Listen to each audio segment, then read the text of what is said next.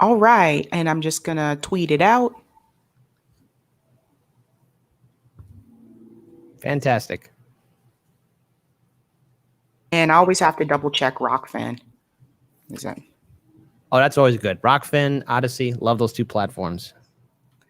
Yeah, I know. I wish more people knew about Odyssey. Soon. I hope more people hear about Odyssey. I know right now they're doing a lot, and I'm really impressed with how much they have grown. I think there's a lot of potential with both Odyssey and Rockfin as two platforms that are really outstanding. Love those two platforms. Yeah, I know. I wish more. Okay, cool. We are live on Rockfin as well. Hey guys, welcome to Sabby Sabs podcast. I'm your host, Sabrina Salvati. My special guest today is Kit Cabello from Hardlands Media. Welcome, Kit. It's a real pleasure to be on your show. I know we interviewed you some time ago, I believe a week and a half ago, and it was really great to have you on, especially hearing your thoughts about, I guess, establishment people, leftist podcasters, liberals trying to tone police everyone. And it's you have a powerful voice, and it's a real pleasure to be on your show. So, and the thing is, we need more people like you to step up. So thank you so much for this opportunity. And I'm really looking forward to having a great conversation with you about, I guess, a lot of things are happening right now. Absolutely. I just got that video. Okay, I can get into that later. But I want to hear, tell everybody, how did Hardlands Media begin? Well, our origin story. Well, the thing is, there's a little twist, and then I'll get started from the beginning. So our official birthday for Hardlands Media is actually April Fool's Day. So that's the day we got incorporated. However, if someone were to ask you, well, really, really, what's the real birthday of Hardlands? When did you guys really get started? Daniel and I's answer will always be, well, what iteration of Hardlands Media are you talking about? Because we really got started way back in 2017. This was probably early January. And I got a phone call from Daniel. This is like sometime after we were in Philadelphia. We kind of got into radio just a little bit at the time, and we decided to take a break. We decided to focus on other things. I was working retail at Costco. I was also taking care of my grandpa and his brother at the time as well. He recently passed away, my grandfather's brother, in September of 2020. And so I get this phone call from Daniel in January of 2017, and he's like, Kit, I have this idea, and I would like your help on this. And of course, my response was, okay, what's the plan? So we go to this bar, and we start talking about trying to do an independent show, trying to do a studio or a plan of sorts, and have something here in Chicago. And this was, probably, again, this was at a point where, again, there wasn't as many channels as there are right now, as we're seeing so many people heroically stepping up. There was only TYT and their affiliate channels. And we felt, hey, Chicago needs a voice. Let's do something here in the city. And it was always an up and down adventure to where we were covering protests and activists in the streets. I mean, we basically did do a lot of our filming in the streets. And our first official video that we did do was actually, we covered the Illinois Libertarian candidates debate. That's our first official video. Then we started covering the Illinois Green Party. Then we started interviewing activists and community organizers, people who are running for office. And eventually we got our foot into radio, internet radio. And I always dreamt about being one of those radio jocks back in the day, and having a chance to have my own show. And we got our experience there. We were covering a lot of debates. We've interviewed a lot of governor candidates, especially from the 2018 Democratic race. I actually interviewed Mayor Lori Lightfoot, candidate Lightfoot, before she became Mayor Lightfoot. It was only like a small 8-minute video. There were so many of those mayoral candidates, and I'll get into that. In fact, one of my favorite interviews, I'll mention a little bit later, because it will always be in my heart. We then got on another radio station. So we were on we had 2 radio shows, and then we had a TV series. So not doing anything, we had or getting any kind of experience, we had a TV show on Can TV for 3 seasons. So, and again, my major was in political science, and my minor was in news media and journalism. Daniel, he majored in business. So it's like you got 2 guys. We don't know anything about television. We don't know anything about radio. So we were learning as we went. And eventually we had the opportunity to not only speak, but meet Jimmy Dore, Graham Elwood, Lee Camp, Fiorella Isabel, Craig Jardula, and Nico House. And with a little bit of their push saying, hey, you guys should get onto YouTube. And they also helped promote us and tweet us out here and there. This was like early 2017, 2018.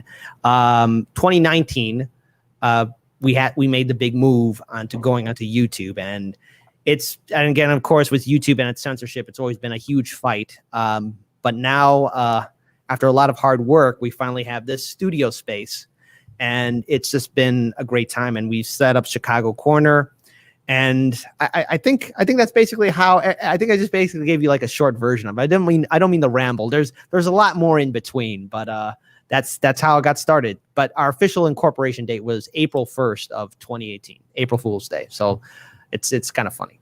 So there we go. That's the story for Hard Lens Media. But the correct answer, really, when anyone asks, when did Hard Lens Media get started? What iteration? Was it when we were in the streets? Was it when we got on radio? Was it when we got on TV? Or was it when we got on YouTube? Or anywhere else in between? That is awesome. I've always been curious about that. I always wonder, like, how do people start? So you and I actually have something in common. You were actually in the military, and I come from a military family. And I'm curious, what was that experience like for you? And did that like play a role in how you view politics? Well, I'm going to say this. When I got into college, I started becoming more involved into politics and learning more and trying to expand my mind about like how everything works. And a bit of advice for everyone watching: I don't care how old or young you are, you're always going to be learning something new, and have an open mind. Even if it's someone who disagrees with you, try and understand that perspective, or try and understand how their mind works or their thoughts on it, because you got to always expand your mind and just understand things. So I was asked this question also yesterday too, why I joined the military, and I'll explain what happened. So I graduated from high school. I didn't know what I was going to do with my life. I figured, okay, if I'm going to do something big, why don't I just take the big step? And I decided to enlist in the United States Marine Corps. I've had family members that served in the military. My father, he served in Nam. My great-grandfather was part of the Siberian expedition in Russia, in I think World War I. He was part of that group there. My grandpa's cousin served in the Marine Corps during World War II. So, I've had family members that have served, and I wanted, I guess, to fulfill that obligation, and I wanted to go to college, and I figured, hey, this is an adventure too, so why not? Served 4 years, did 2 tours in Iraq. And, looking back on it now, especially since now we're kind of technically in theory leaving Afghanistan now, we're in 7 different conflicts across the globe. We have money for this ridiculous regime change wars that we're doing, but yet we don't have money to take care of our own people. And there's a huge housing crisis that's happening. I'm proud to say that everyone that I served with, we all came home alive and well in one piece. But the sad fact is that looking at veteran suicide rates now, looking at how, again, veterans are treated, it's madness. And we have to have something better, but yet we have politicians who are in this mindset of thinking that everything's fine just the way it is. And it sickens me. It sickens me how this whole system of abuse has been happening. And, I've occasionally had some people ask, well, hey, should I enlist in the military? And my answer is, I got lucky. All my friends, all my brothers came home, and my job was infantry. We all came home. Every one of us came home in one piece, alive. You might not be as lucky as me. And there's a lot of veterans who are home now, who are still dealing with the scars and trauma of conflict overseas. And I have to say, again, with my 2 tours, again, I didn't see heavy combat. I didn't see anyone get hurt. And thank goodness. I don't know whether it's luck or somebody upstairs likes me. I don't know. But what we have now doesn't work. And we need to have a much better system to take care of not only our veterans, but all of our people right now. We got a housing crisis. We have an economic crisis. We have climate change. We have a crumbling infrastructure. The American people were left in the wilderness, especially in 2020. Our politicians, Democrat and Republican, abandoned us. They didn't help us. And all the problems in 2020 are still here in 2021. Nothing has changed. Nothing has fundamentally changed. And if we want to have that better future, everyone needs to step up. I don't care what your political ideology is. I don't care whether you vote Democrat or Republican or independent. If we don't step up now and demand something better, we're all going to drown in this neoliberal nightmare. And I think I rant. I have that problem. I rant on too much. Sorry. Let's get back down to earth. No, that's cool. Yeah, I agree. Like, some people are really lucky they get to come back. I had friends that went to Iraq multiple tours, just like Kit. And it's definitely like changed them. So I think that's the thing with the military, that oftentimes a lot of people that are joining, they don't think about that. I mean, yeah, there's a possibility you could go to war, but it's usually not the first thing on your mind, I think. Yeah. I will say my first tour, I didn't really expect it. I was actually living in one of Saddam's palaces, or in his basement to be more precise. So, the guy knew how to live, I guess. So I was doing the millennial thing before it became cool. So I want to hear about politics in Chicago, because I've been to Chicago once and I didn't get to stay as long as I wanted to, because I actually had a lot of fun, had a lot of good food. Oh, yeah. Of course, we're number one. Chicago pizza number one. But right now, me and Fiorella have a truce, because Portland, Oregon's out of pocket right now. They're saying that Portland, Oregon has the best pizza in the world. And that's no. That's a no. Yeah, exactly. No, this is a Chicago, New York thing, not a Portland, Oregon. Take two steps back. Oh my gosh, no. Chicago, in a sense, kind of reminded me of Boston a little bit, which is where I am. And I'm curious to hear, how would you describe politics in Chicago? Chicago politics is feudalism perfected.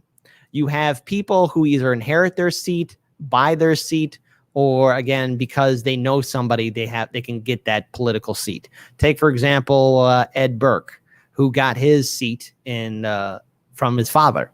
And the Burkes have been in control of their ward for about 70 plus years. That's feudalism perfected. You have, again, here in the city of Chicago, we don't have any term limits for mayors. That's why when you look at Mayor Daley, Old Man Daley, and his son, Daley Jr., they were in office for 20 plus years, respectively. I think Daley Jr. lasted longer in office than his father did. That's, again, numerous terms. There are no term limits for mayor. Looking at Chicago politics, you could say it's a small microcosm of American politics. It's all squished together perfectively. We have gerrymandered districts. We have, again, areas that keep on getting remade, recut, and you have unchecked power.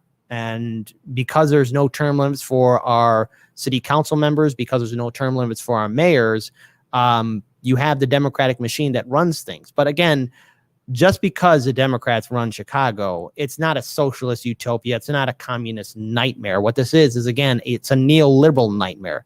These Democrats, especially those that are part of the Democratic machine, are corporatists. And that's something that Fox News needs to correct on their record. There isn't anything like that here in this city, especially when you have unchecked power. It's a story that's all too familiar in the rest of the world and the rest of the country. I was going to say the world, but let's just keep it simple in America. Again, there's always that term that, Chicago has no money, but we do have money. And for you, I would recommend, if you really want to understand about Chicago's politics, read the book Chicago's Not Broke. It's written by Tom Treasure. It's a book that's about this thick. It's called Chicago's Not Broke, written by Tom Treasure. And it'll explain about the TIF funds and how that's being personally used as a slush fund by our elected officials. Those TIF funds could be used to fund our public schools, rebuild our infrastructure, and help out all the struggling communities all across the city of Chicago. We also have, again, something that needs to be addressed. Chicago is hyper segregated, not segregated, hyper segregated. This is a hyper segregated city. Yeah, there's the north and south side, but within the north and south side, you also have different districts that are struggling economically, and especially on the south and west side areas of Chicago, where we deal with environmental racism. There are more unchecked there's more unchecked industrial pollution factories on the south side. There's a lot of environmental racism, and there's a lot of communities that are struggling with health problems. Take, for example, there's a recycling center that, again, is trying to sue the city because they had to shut down operations on the north side, and then they decided to set up operations on the south side in a community of color. Again, Black and Latino communities, especially here on the south and west side areas of Chicago, are the ones that have to deal with these facilities. There's an asphalt plant that was built on the south side that is operating with no permits. But I would like to point out that both Mayor Lori Lightfoot and Governor J.B. Pritzker both ran on the idea of strengthening the Illinois EPA so that everyone can have clean air, clean water. And speaking of clean water, especially with the aftermath of Mayor Rahm Emanuel, there's lead in our drinking water. So the problems in Flint, Michigan, they're here in this major metropolitan city. Chicago's drinking water has lead in it. We have lead in our water. Plus, 2018, Daniel and I, we did a short 16-minute documentary video about the industrial facilities in Indiana and how they're dumping quote-unquote regulated toxic waste into Lake Michigan. That water goes into Chicago too. So all Chicago has heavy pollutants in our drinking water. This is a major problem for the city of Chicago. And again, Mayor Emanuel's administration turned a blind eye to this. When he was elected twice, they didn't do anything to address the lead in our drinking water. Under Mayor Rahm Emanuel, 54 Chicago public schools in African-American Latino communities were shut down. Gentrification was running amok. In the community of Pilsen alone, 10,000 people have been displaced because of gentrification. That's still going on, even under Mayor Lori Lightfoot's administration. Under Mayor Rahm Emanuel, half of the mental health facilities have been shut down. There's unchecked police corruption, police brutality, and political corruption. So Chicago is, again, it has its problems. But what a lot of people tend to forget is that there are people, good people, that are trying to fight for that better future. And there are elected officials that have recently been elected that are fighting for progressive values, that are trying to fight for it. And I hope that in 2023, there's a larger voter turnout, because if things have to turn around, especially under Mayor Lori Lightfoot's administration, who, again, everyone had high hopes, but it became just more of the same. And again, we could talk about Lightfoot. I'm critical of her administration. I had hope, but again, hope in one hand, crap in the other. See which one fills up faster.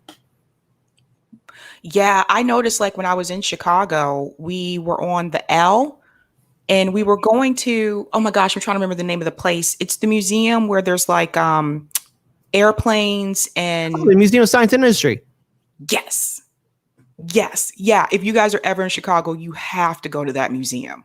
I could have spent the whole day there, but we were taking the L. And so we were on the north side first and taking the L to further towards the south side. And I noticed the demographics changed immediately. And I was like, whoa, what is this? All the Black people live on one side and all the white people live on another side of the city. It was so pronounced. Yeah, it's so well known. So for all your viewers, if you ever choose to visit Chicago and you want to see how Chicago changes, take the red line from Howard and go all the way to 95th. Howard is the north side. 95th is the south side. You'll see a drastic change. I even did that trip on a road going from the north side to the south side, and you'll see leaving the north side, you'll see music shops, people skipping down the street, grab and go tacos, all these wonderful restaurants, bars, things are happening. The roads are smooth, and as soon as you start heading further and further down south, you'll see the potholes, you'll see the abandoned buildings. You'll see foreclosed homes. And don't worry, like even right now on the north side's dealing with a lot of that stuff too, because again, unchecked corruption and bribery and political corruption that's happening in our city, but it'll happen. And look, the Museum of Science and Industry, wonderful museum, but when you go on that trip, I'm glad that you noticed it, because it's something that a lot of people don't recognize. Chicago is a hyper segregated city, and it's been like this for a very long time, even before Old Man Daley took office. Wow. So how long has Lori Lightfoot been in office? It's almost going to be 4 years. Well, when 2023 comes around, which will be her election, or the next Chicago municipal election, it'll be 4 years. So she's been in now, I think 2.5, maybe, 2.5 years now so far. And again, that election in Chicago, it was something I never saw before, because it was assumed that former mayor, everyone's favorite friend in the world, Rahm Emanuel, would run again for a third term. But there was more evidence coming out, especially about how his administration covered up the shooting and murder of Laquan McDonald. Again, his administration covered it up. His administration did a lot of things to the city. And when we covered the third mayoral debate, he did not attend. And I had the opportunity to speak to all the numerous candidates. I believe that there was about 16 to 18 mayoral candidates that were running. And it was announced after that debate that he was not going to run again, which, again, we've never heard of. It was always assumed that the incumbent would always run again and again and again, because we're so used to that here in Chicago. We've perfected feudalism. And so the seat was up for grabs. And so no one really knew who was going to be the, I guess, the last two people in the runoff for the primary. And it turned out to be Tony Preckwinkle and Lori Lightfoot. But again, more of the same. But my favorite interview with all the candidates was Willie Wilson, who I asked him this question: where is Rahm Emanuel? And he said, Rahm Emanuel, well, he would never show up to this. He's not liked. If I was him, I wouldn't show up here. And then he said, there's something wrong with that guy mentally. Like, he needs to be in a mental asylum. That's what's wrong. Greatest interview ever. I kept a straight face, but after I was done recording with him, I had to step outside because I was laughing. It was the funniest thing I ever heard. And it was the best thing ever. And I really liked his stance on cannabis legalization, where he basically said, legalize it anyways. Everyone's smoking it. Oh my gosh. Yeah, Rahm Emanuel. Oh my God, I really can't stand that guy. I really don't like him. Well, now he's on air with Snuffleupagus, and former governor of New Jersey. His name is skipping my mind now. The former governor of New Jersey. Chris Christie. Chris Christie, yeah. So Snuffleupagus, Chris Christie, and Mayor Rahm Emanuel, they're all friends. So what I say to everyone that's watching Mayor Rahm Emanuel, former Mayor Rahm Emanuel on your TVs, y'all keep him. We don't want him back in Chicago. Everyone in America, you keep him. Please, for the love of God, keep him. We don't want him back. Oh my gosh. I want to talk about the marches for Medicare for All, because I know you're going to be one of the MCs in Chicago. Mm-hmm. I'm sure you've seen, as well as I have, that some of the activists and organizers have been attacked by people, like on Twitter. Even just yesterday, somebody was still trying to say that they plan to have a Nazi speaker, even though the organizers spoke out against it and addressed those issues. Tell everybody, like, why you feel these marches are important and where you're going to be in Chicago when the march happens. Well, okay, first, we're going to be at Federal Plaza. Daniel and I are the MCs, and plus we're joined with a lot of other activists and community organizers in the city of Chicago that will be joining us as well. These are great people. One of them is former mayoral candidate, progressive activist, and community organizer Jamal Green. He'll be joining us as well. So I'm really excited that he'll be part of this. And we were honored to be asked to attend this event. The reason why we support Medicare for All, the reason why we are attending, is because in the richest country in the world, there's no excuse why every American should be in medical debt. Other countries have figured out Medicare for All, single payer healthcare. Other countries have figured it out. So what are we? Are we dumb? Are we stupid? Our politicians have great healthcare. Our elected officials earlier this year voted to increase their damn benefits. One of the leading causes of homelessness in this country is medical bankruptcy. I love driving to the studio. I say this all the time. I love driving to the studio, but every time I get here, I'm seeing more and more tents underneath the viaducts and underneath the bridges. I'm seeing more homes being foreclosed. I'm seeing more small businesses struggle every single day. And this isn't just a Chicago problem. This is a nationwide problem. When you're sick, you should get help. When you're sick, you shouldn't be afraid to go to the doctor. When you are hurt, you should get treatment. And you shouldn't be struggling with $100,000 of medical debt. This is madness and stupidity. In the richest country in the world, you're telling me we can't take care of our people, but we can bail out the banks? Our politicians can give themselves a great benefit package. We can give money to these regime change wars. We can do all of this. We could do all of this madness, but we can't take care of our people. There might be a day, and heaven forbid we ever get there, where America runs out all the money, and future generations will look at us and wonder why we didn't fight harder. So that's why I'm marching, so that they don't have to ask me that question, why did you let this happen? I don't want to look down at the ground in the shame with them, saying that, we wish we could do this, we wish I could do that, or it just seemed too challenging. No. I don't want to look them in the eye and say, because we fought, you have Medicare for all. Because we fought, you don't have to worry about going to the doctor. Because we're marching right now, you can get treated. Other countries have figured it out. Other countries have this. And sometimes in our videos, like in our clip videos, we get messages from people who live overseas in Great Britain or somewhere in Germany or somewhere, anywhere across the world. And they ask us this question: how come you Americans put up with this? Sometimes they say, well, we thought you Americans were tough. Why do you let your government treat you like this? Our governments don't treat us like this. We would march in the streets. They would burn things down. They would push back if these other countries adopted Medicare, adopted our healthcare system. And it wasn't too long ago where Bernie Sanders held a town hall about Medicare for all. This was before his 2020 campaign. And there was a right-wing politician from Europe who said, I'd lose my job if we adopted a system like yours. I forget what year that happened. But, I mean, again, richest country in the world. We can't take care of our people. So this is why I'm marching, because I believe in Medicare for all. No one should go in debt. No one should die from treatable diseases. No one should die from treatable injuries. But yet you have these stories where you have Americans who take Uber, taking a freaking Uber instead of an ambulance, because to your international audience, to everyone that's watching overseas, when you get an ambulance, depending on what part of the country you live in, we're going to use Chicago, for example, it's $100 a block. $100 a block to use an ambulance to get to the hospital. Sometimes the insurance company doesn't pay. So I'm sick of it. I'm angry. And all of you should be angry too. We should call for a general strike. We should reprimand our politicians who have yet to say anything about this march for Medicare for all. Oh, and by the way, this isn't the first time, because let's rewind back the clocks when Breonna Joy Gray, Justin Jackson, Jimmy Dore, and so many other heroic individuals did that force to vote town hall. 100,000 plus people attended. Not one of the 15 congressmen and women who ran for Medicare for all, who were on the force to vote petition, attended or tweeted it out. They didn't talk about it. So if they're not going to talk about it, we're going to talk about it. If they're not going to march, then we're going to march. But there just can't be one march. It has to be a continuous march. No more.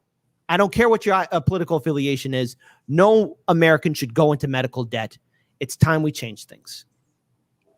Agreed. And I can tell people the biggest difference, having lived in Europe, they actually take care of their people, unlike the US. They put the people in the community first. That's why everybody has health care. Yeah. You know, again, and hold on, someone actually is mentioning in the chat, actually, Kit, it can be a lot more. Some ambulance rides cost up to $5,000 and more. Thank you, Pat Brannigan. I just saw that. Thank you for the correction. And that's not right either. No one should pay $5,000. No one should pay any money at all to get an ambulance ride. So whether you're a Democrat, Republican, Independent, Libertarian, Green, Socialist, we need to fight for Medicare for all. Enough good people have died in this country because they don't have access to health care. COVID-19, again, there's still reports where you got Americans still paying $100K, and in some rare cases, even $1 million in medical debt. There's no one I know in my social circle that has that kind of money, that has that kind of access. I can't think of anyone. There's nobody I know. So enough of these GoFundMes, enough of these petitions. It's time to march in front of these politicians' houses, time to march in front of their offices, make them uncomfortable, make them scared. They don't deserve any of our respect until they start fighting for us. And I don't care what some Senate parliamentarian says, and I don't care what the next Republican candidate's going to say, or whoever the next Democratic candidate's going to be who's running for president. If you're not for Medicare for all, if you're not for forced to vote, don't waste my time, because it's up to the people to fight. And when the people lead, that's when leaders follow them. So the Democrat and Republican establishment want to be that way. Fine. We don't need them. If they're not going to fight for us, then why should we make their lives comfortable? Protests, general strike, make it happen. No more. Agreed. And I want to get your opinion on this, because it was brought to my attention that AOC is going to be canvassing with Nina Turner the same day of the marches. How do you feel about that? I've heard about this, and I've been trying my best to compose myself, because the timing is really off on this. If AOC is going to do that, and she has time for that, then she has time for the March for Medicare for All in Ohio and attend it. She has time to tweet it out or do a short video. She could just say, hey, I'm for you guys. Go for it. You know, she has time. She could do it right now. But it's just it's a little rude right now. And I think Nina Turner and her campaign need to address this and look at this event, because this is a nationwide event that's happening not only in Ohio, it's happening all across the country. You're going to be the MC at your event. We are going to be MCs at our event here in Chicago. Maybe postpone it, maybe do it tomorrow, but why do it on the same day? It's almost like you don't even know. I know they have people who follow them on Twitter. I know that they keep them up to date with what the progressive movement is doing. It's inexcusable. So yeah. Yeah, and I actually feel like if Nina Turner and AOC participated in the marches, that would actually be really good for Nina's campaign. It would, because let's face it, AOC ran on Medicare for All. Nina Turner helped out Bernie Sanders not once but twice, and he was an advocate for Medicare for All. She has talked about Medicare for All. Join up. There's so many people joining. There's so many activists joining. It's not going to hurt you. It's something that you said you're going to fight for. If you're going to fight for it, join up. Combine the event. Participate. If you're going to fight for us, stand with the people. Stand with your constituents. Americans across the board agree that we need to have Medicare for all. Republican voters, Democratic voters, independent voters agree on having Medicare for all. What's the harm in joining? Agreed. I want to get your opinion on Ryan Grimm, Kit, because he's one of the people that's been really like coming after us for doing these marches. And I just feel like he is hurting like our movement. Why do you feel he's doing this? Probably it's because he's a petty little guy. That's probably it. I mean, what's there really say? He has a wonderful job. He's getting paid. So he's safe. He's safe in his little makeshift ivory tower to look down and spit on everybody. He's safe because he can do and be critical of the progressive movement and not worry about losing his job, because let's face it, he's on The Rising, or whatever that show is called now. He's somebody who, again, is unaware what's happening outside of his little ivory tower. He doesn't see that Americans are struggling day in, day out, working 2-3 jobs just to make ends meet, and it's still not enough. So he has the audacity to say, well, no, now's not the time, or I don't like certain people. And probably he's mostly talking about Jimmy Dore, because he wants to be critical to Jimmy Dore, because let's face it, Jimmy Dore nailed him. When you listen to Ryan Grimm, you're going to get bored. I'm not going to go as far as Jimmy Dore's joke. I mean, because when you listen to Ryan Grimm, you're just going to fall asleep. And he's not contributing anything. He just wants to be critical of somebody because he doesn't like that person. Well, if Ryan Grimm really wanted to, even things out, he should talk to Jimmy Dore then. But if he's not going to do it, then he needs to be quiet. If he's not going to, at least acknowledge the fact that Americans need Medicare for all, then hey, Ryan Grimm, give up your gold-plated healthcare. I know right now you're safe, but you don't have the right to then to say to people, we can't organize because we want Medicare for all. Because if our politicians are not going to fight for us, if they're not going to even give us a $15 minimum wage increase, if they're not going to give us a continuous UBI, well, then you're damn right. Activists and community organizers, everybody has a right to organize and call for Medicare for all and hold our politicians accountable for promises they have not followed through on. We're not even getting a damn public option for Romney Care. I mean, Obamacare. I mean, I'm sorry, the Affordable Care Act, which is what it is.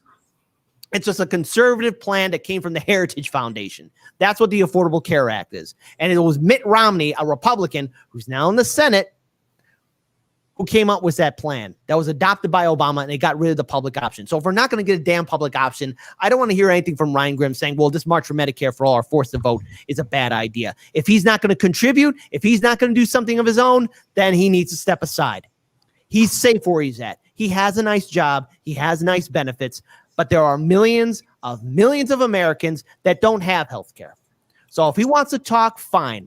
But I doubt anyone's going to listen because he's so damn boring. Yes, oh my God. Every time he talks, I'm like, oh my God, I could take a nap right now.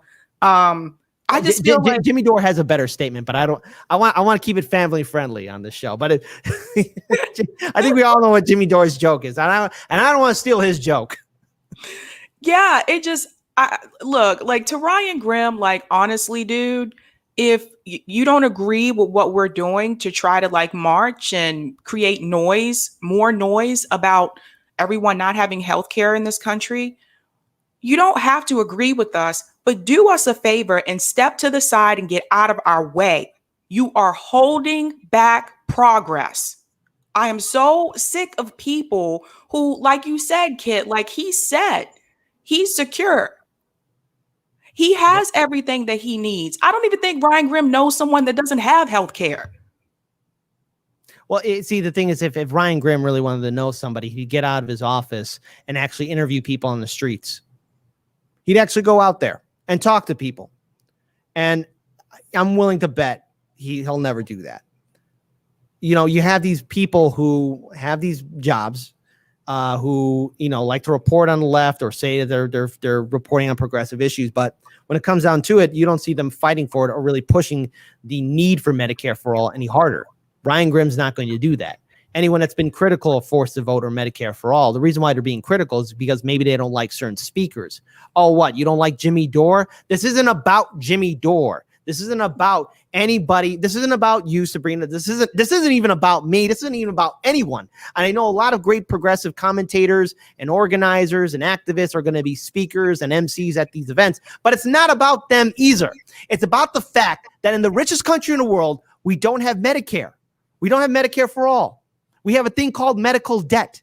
And for again, like, that's a foreign idea. Even if you were to explain it to somebody who lives in Canada or Great Britain, they're going to say, well, speak English. What is medical debt? I've never heard of that before. That's uniquely an American thing. Medical debt, medical bankruptcy. I don't want that to exist anymore. And so that's why we have to do marches. And here's a little heads up to any progressive candidate that's going to be on my show. I'm going to ask you, are you going to be for force to vote? Or are you prepared to take a risk to your political career that might get you canceled or ostracized from your political party, like force to vote? And if you're just going to give me a wish-wash answer, I'm just going to say yes or no. Yes or no. Force to vote or not for force to vote? Are you for Medicare for all? Will you fight for it? Will you attend a march? Yes or no. Don't tell me you're going to put on your protest shoes and march like Obama did. Do it. Mm-hmm. Show me. Actions, not statements. Deeds, not words. No more feel-good tweets. Show us what you're going to do. And there's millions of Americans that want to see action, but yet we have a lackluster group of politicians that don't care. And so they need to step up. And I challenge everyone with the platform to do just what Kit said. If you have candidates come on, I challenge you to ask them if they're willing to force the vote, if they're willing to back Medicare for all. Look what happened with the squad. Big disappointment. Huge. Agreed 100%. But, you know, and again, too, to all those that have been critical of it, like, it's just because you don't like a speaker doesn't mean you can't attend. Like, fight. I think we all agree, Medicare for all, ending medical bankruptcy, ending medical debt. Let's make it happen. No more. We don't have the luxury to fight each other on all these stupid petty issues because there's going to be more people speaking out like what you're doing, Sabrina. If you rewind back the clocks, there were very few women podcasters, especially women of color, who were speaking out. And now there needs to be more people like you, Sabrina, more people like everyone that we see in Fred Hampton leftists. We need to see everybody step up from all different communities here in this country to speak truth to power, but also call for a need for change. It just can't be one person. It just can't be one monolithic show, TYT, that doesn't do anything anymore. Sorry. I'm sorry. I'm coughing a lot. Apologies for that. But everyone has to step up. The excuse of not getting involved is no longer applicable anymore. Don't be that person who says that they wish they could help. And that's why I'm going to join the march. That's why I'm for Medicare for all. That's why I'm for UBI. That's why I'm for student debt forgiveness, because enough people have been hurting. Enough people have been suffering. And we have to step up, unfortunately, because our politicians won't do it. Agreed. And that's why I tell you guys, like, if you're interested in doing this, the more people we have, the better. To get the message out. I mean, you don't need fancy equipment. Like I told you guys, I have a webcam, even though I need to get a new camera, but if you have a voice, we need more people to speak out. Agreed 100%. We need, and the thing is, I know a lot of people watching this, it might seem like such a big thing to do your own show. But my counter to that is, okay, well, Heartlands Media started off with a Galaxy S7 cell phone, and we didn't know what we were doing back in the day, but we learned. Everyone's learning. It's always a learning experience. It's time to step up. You could be that voice for your community. You could be that person stepping up, and it won't be easy all the time, but it's time to fight for that better future. It's time for all of us to get involved. Agreed. So, Kit, another question I want to ask you is, I want to get your opinion on electoral politics. How do you feel about third parties? What do you think is the right way for us to go? When it comes down to electoral politics, I'm all on board for third parties. We need to have a true parliamentary system. We need to make sure that, every voice counts, and more Americans are identifying themselves as independents. And I know that there's a lot of people that have been critical of electoral politics, but my response is, if you don't participate in voting, you're giving up your power. You're giving up your voice. And so I do vote, and I do vote third party because the Democrats and Republicans, they lost my support. So I will vote outside that two-party system. But then again, too, there has to be outside action as well. We have to really build movements and infrastructure so that we can have real political change. So I'm all for third parties. That means Moving for People's Party, Green Party, Socialist Alternative. And yes, to be consistent here, leaving the Libertarians. Like I mentioned before, our first interviews was actually with the Illinois Libertarian governor candidates in 2018. And we actually, I can't believe I forgot this, we actually hosted the Illinois 2018 Libertarian debate. So we actually had all the candidates up there, and we moderated that debate. So that was a lot of fun. So yes, third parties all the way. Yeah, because a lot of people forget about us independents, man. We get no love, and and the number of independents is increasing. And the thing is too, there's a reason why more Americans are identifying as independents, because the Republicans and Democrats, they're all friends. But the problem is too with third parties is that, especially here in Illinois, well, not as much anymore, especially after 2020, but the problem is still there. There are systems put in place to prevent third parties from being on the debate stage at the state level and at the federal level. And unfortunately, each state has different laws that prohibits Greens, Libertarians, or anyone else to run for office or even be on the debate stage with the other mainstream candidates. And it's really disappointing because a lot of people then assume that third parties don't have infrastructure or they don't have power. There is, it's non-existent. And the thing is, third parties themselves, and look, I say this out of love, but Greens, Libertarians, Moving for People's Party, Socialist Party, or any other political party, you're going to have to be bold and look at new pathways to get your voices out there. That means going on independent shows. That means reaching out to different communities and bringing in new ideas in. You just can't assume that everything's going to be the same and that oh, we're just going to go through the numbers. Don't waste everyone's time. It's time for you to get involved. Agreed. And the Green Party, they need to advertise more. I don't know who's handling their marketing or their comms, but you guys have got to advertise more. In 2010, the Illinois Green Party was actually a legitimate party, or was recognized as a third party, until they dropped the ball. So that happened. And again, Illinois has very strict draconian laws towards third parties, and it's probably the same in numerous other states too. They have to start reaching out to people. And, in 2016, when a lot of Bernie Sanders supporters went to the Green Party, there was like this kind of pushback from the Greens of not bringing in all these new ideas. And you got to bring in people that are going to energize your political movement. You just can't assume that, well, everyone's going to fall in line. That's not how things work. People want to see things grow and become successful. And so third parties have the responsibility to change your mindset. If they don't, well, then again, quoting Joe Biden, nothing will fundamentally change. Yeah, and I also want to add that a lot of people, a lot of us that want like reparations, that was one of the issues that was really important to me. Guys, the Green Party had that on their platform, but a lot of people didn't even know about it because these dudes don't advertise. Like, yeah, well, interesting twist. We here at Heartlands Media, we wanted to host like a third party independent debate with the presidential candidates or the nominees. And the only one who acknowledged us was Mark Charles. He was non-affiliate, but when I reached out to representatives from the Green Party and the Libertarian Party, they were like, well, we're kind of holding out to be on the main stage, which, the two primary candidates. And I was like, the Democrats and Republicans will never let you on a debate stage with them. What? In what world are you talking about? And it didn't even have to be Heartlands Media hosting the debate. It could have been Jimmy Dore. It could have been you, Sabrina. It could have been anybody. But these third-party candidates, they got to change their mindset. They got to be willing to take the risk and be on independent media. They have to change the way they run their operations. Agreed. One more question for you. How do you feel about people like TYT who are still trying to get us to vote within the Democratic Party?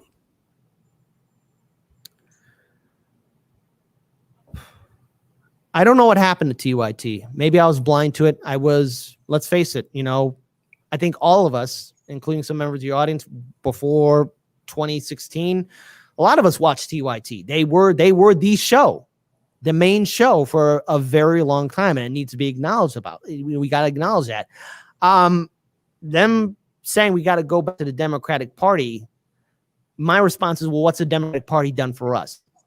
The Democrats say, oh, well, we know we suck, but the other guys are just as bad. That doesn't inspire confidence in me. I want someone who's going to fight for me. I want to see some consistency here. I want to see action. I want to see what you're going to do. And I don't want to be voter shamed, because when you try and voter shame me, guess what? That's just going to tell me, oh, well, then I'm making the right decision. You don't want me involved, or you're going to say that I'm a horrible person. Fine. I'm going to find the exit. And if I can't find the exit, I'll climb out the window. And if I can't climb out the window, I'll make my own damn exit, because I'm not going to be one of those vote blue no matter who people and just say, well, we wish we could. Oh, we just need to elect more Democrats. If they're not going to do it with a super majority or even with a slim majority in the House and Senate, what will change? If you have a Democratic president who said that he was going to embrace progressive policies, but then drop it as soon as he could, I'm not going to waste my vote. So if TYT wants to promote that, that's on them. But this is the same. This is the same network that, again, what have they accomplished so far? Remember that $2 million journalist fundraising that they did? What happened to those 4 horsemen of the apocalypse? They got fired. That $2 million, who knows? When you take $20 million of Katzenberg cash, that will change you. When you say you're for an organization getting money out of politics, what has happened since then with that movement? Or what about the Justice Democrats that kicked both Cenk Uygur and then Kyle Kulinski out as well? I mean, and again, these same progressive Democrats that they cheerlead for, have they shown up on TYT anytime soon? Because they haven't. They haven't reared their heads anywhere near that office, anywhere near those studios.